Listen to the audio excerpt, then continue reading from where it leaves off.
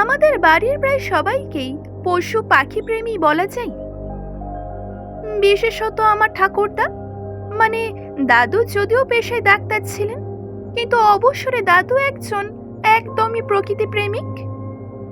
অবশ্য ঠাকুমাও আমার কিছু কম যেতেন না। আমাদের বাড়ির পিছনে এক মস্ত বাগান আছে। বাগানটা অনেক বড় বড় গাছে ঠাসাঠাসি ভরা।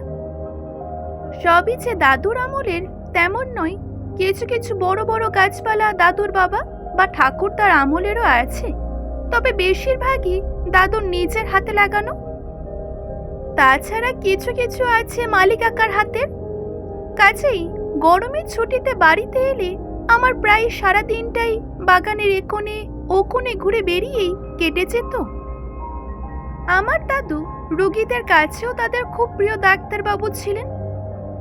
অন্যদিকে দাদুও রোগীদের সেবায় নিমগ্ন ছিলেন। তিনি ছিলেন পেশায় একজন খুবই ভালো মানুষ। তবে ডাক্তারের বাইরে দাদুর কাছে গাছপালা পশু পাখি একেবারে নেশার মতো। এই গাছের নেশাতেই দাদু দূর দূরান্ত পৌঁছে যেত কোনো দুর্লভ গাছের সন্ধান পেলেই। তাছাড়া দাদুর আরও একটা অভ্যাস ছিল বাগানে আসা পশু পাখিদের জন্য খাবার আর জল রাখা 12 মাস। বেশ কটা বড় বড় মাটির পাত্রে পরিষ্কার জল আর আধ ভাঙা চাল গম রাখা থাকতো বাগানের বিভিন্ন কোণে কোণে, যার কারণে ঝাঁকে ঝাঁকে অসংখ্য পাখি আসতো আমাদের বাগানে। তাছাড়া সবচেয়ে বড় ব্যাপার হলো অর্ধেক গাছে পাখির বাসাও থাকতো। তারা সকলের সংসার গুছিয়ে নিয়েছিল সেই এক একটি গাছে। তাদের আওয়াজেই প্রত্যেক সকালে আমাদের ঘুম ভাঙতো। সেই দিন গরমে ছুটি পড়াই কয়েকদিন আগে বাবা আমাকে হোস্টেল থেকে বাড়ি নিয়ে আসেন, কেননা আমার খুবই জ্বর সর্দি হয়েছিল। বাড়িতে এলেই দাদুর তত্ত্বাবধানে চিকিৎসার আওতায় এলেই আমি ঠিক হয়ে যাব, এই ভেবেই বাড়ি ফিরে এলাম। একটু একটু সুস্থ হয়েছি। তখন বৈশাখের প্রায় শেষ। একদিন সন্ধ্যার মুখে ভীষণ ঝড় এলো, কাল বৈশাখীর ঝড়। তাতে সব একেবারে লণ্ডভণ্ড কাণ্ড। প্রবল ঝড়ে আমাদের বাগানের ওইসব পাখিদের বাসার ভয়ানক ক্ষতিও হলো। দুমড়ে মুচড়ে অনেক বাসা ভেঙে পড়ল। দাদু তখন ঝড় থামতেই টর্চ নিয়ে মালি কাকাকে সঙ্গে নিয়ে বাসাগুলো খুঁজে খুঁজে দেখতে লাগলেন কোনো ভাঙা বাসায় পাখির বাচ্চা সমেত আটকে আছে কিনা। কিন্তু রাত্রিবেলা দাদুর বা মালি কাকার চোখে পড়েনি সেরকম কোনো বাসা। এইদিকে পরদিন ভোরের আলো ফুটেছে সবে, এমন সময় বাগান থেকে অনেক পাখির কলরব শুনতে পাওয়া গেল। আর সেই চিৎকার শুনতে পাওয়া মাত্রই দাদু ছুটলেন বাগানে, আর দাদুর পিছন পিছন ছুটলাম আমরা আর মালি কাকা। বাগানের শেষ প্রান্তে কোণের দিকে ধপধপে সাদা এক পেঁচার বাচ্চা ডানা ভেঙে পড়ে আছে, আর তার পাশে মা পেঁচাটা ঘাড় গলা ঘুরিয়ে শরীর ফুলিয়ে একদম স্বরে চেঁচাচ্ছে। আর দাদিরই ঘিরে কিচিরমিচির করছে নানা জাতের পাখির দল। এই জমায়েতটির ঠিক মাথার উপরে ডজন খানেক কাক কা কা করে রবে রবে বাগান মাতিয়ে তুলেছে। দাদু গিয়ে তখন ডানা ভাঙা বাচ্চা পেঁচাটিকে সঙ্গে তার মাকে তুলে নিয়ে এলেন। আর ঠিক তখনই আমার চোখে পড়ল সবুজ পাতার মতো পাখির বাচ্চা দুপাশে ডানা ছড়িয়ে ছেঁচড়ে ছেঁচড়ে জলের পাত্রটার দিকে এগোনোর অপ্রাণ চেষ্টা করছে, কিন্তু কিছুতেই পারছে না এগোতে। একটু এগোলেই কেঁপে থেমে যাচ্ছে। ওর আশেপাশে আর কোনো বড় সবুজ পাখিও নেই, বাচ্চাটা একলা। আমি তখন দাদুকে চেঁচিয়ে ডাকলাম। দাদু তাই দেখে আমাকে বললেন, ওটা টিয়ার জাতের বা চন্দনা জাতের কোনো বাচ্চা হবে, এত ছোট যে ঠিক বোঝা যাচ্ছে না কোন জাতের। এইদিকে আমি ততক্ষণে তুলে ফেলেছি ওই পাখির বাচ্চাটাকে। বাড়িতে নিয়ে আসা হলো সকলকে। তারা সকলেই আমাদের বাড়ির সদস্য হয়ে গেল।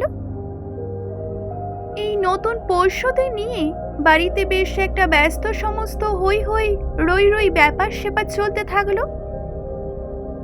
পেঁচার বাচ্চাটা ডানাটা ওড়ার উপযোগী হতেই এক আঁধার রাতে তারা মায়ে পয়ে আমাদের বাড়ি ছাড়ল। কিন্তু টিয়ার বাচ্চাটা দিব্যি রয়ে গেল। তার খোঁজে তার অভিভাবকেরা কেউ আসেনি। হয়তোবা তারা বাচ্চাটাকে বাগানে খুঁজে না পেয়ে অন্য কোথাও চলে গিয়ে থাকতে পারে। তবে বাচ্চা পাখিটার অবয়বে ধীরে ধীরে স্পষ্ট হচ্ছে যে সে অবশ্যই টিয়া। তার গলার দাগ আর ঠোঁটের রং অনেক গাঢ় হয়েছে।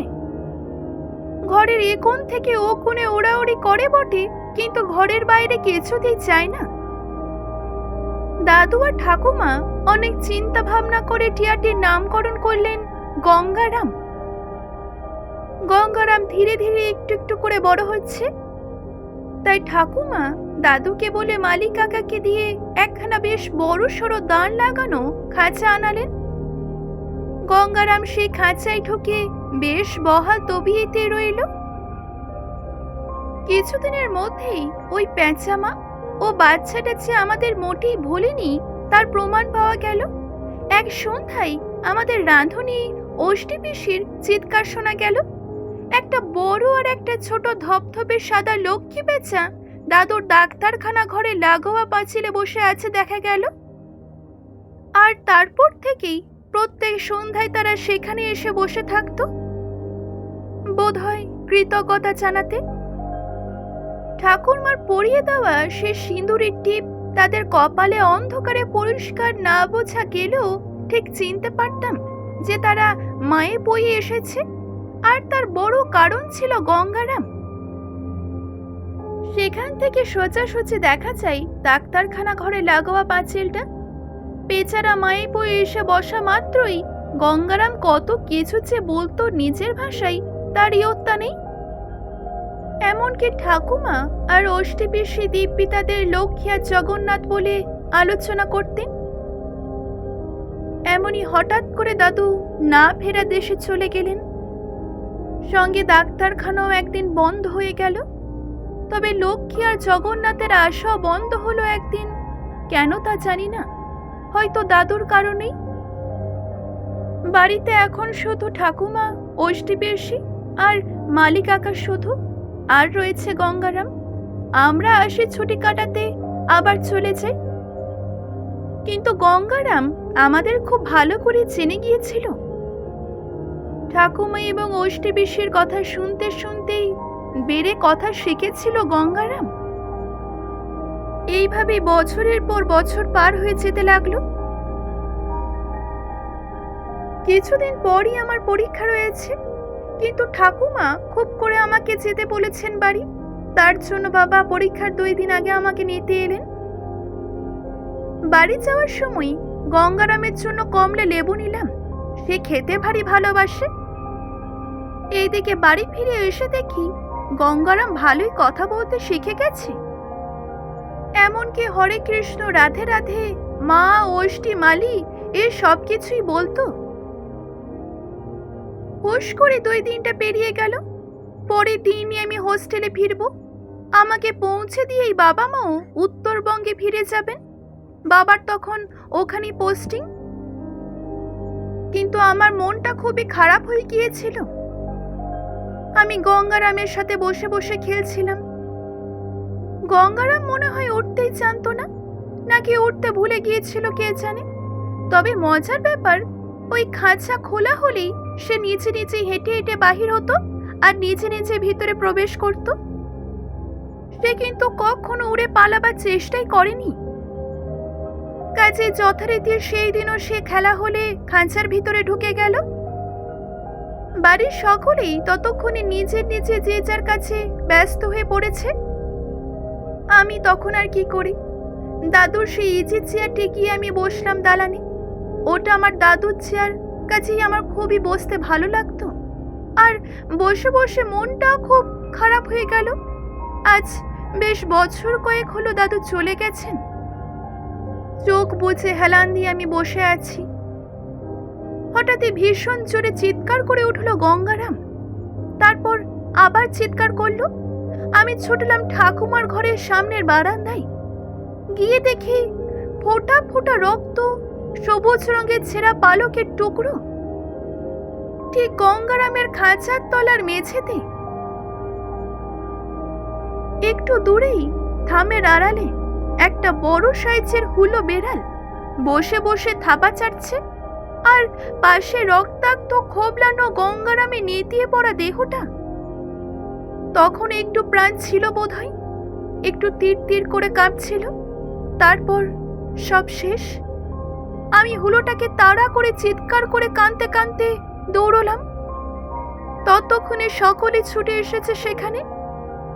আমি তখন আর কাউকে কিচ্ছুটি বলতে পারছিলাম না।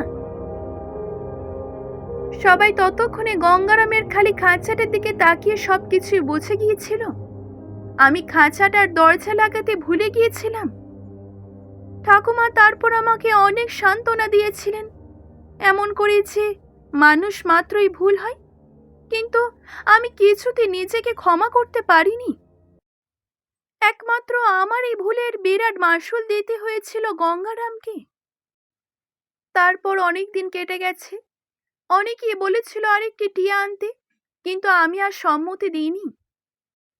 যদি ওই গঙ্গারামকে খাঁচা বন্দি করে পোষা না হতো, তবে নিশ্চয়ই গঙ্গারামের অমন করে প্রাণটা চলে যেত না। এখানে শেষ করছি আজকের এই গল্পটি। আজকের এই গল্পটি যদি ভালো লেগে থাকে অবশ্যই একটি লাইক করবেন, শেয়ার করবেন এবং কেমন লাগলো জানাতে ভুলবেন না। ধন্যবাদ।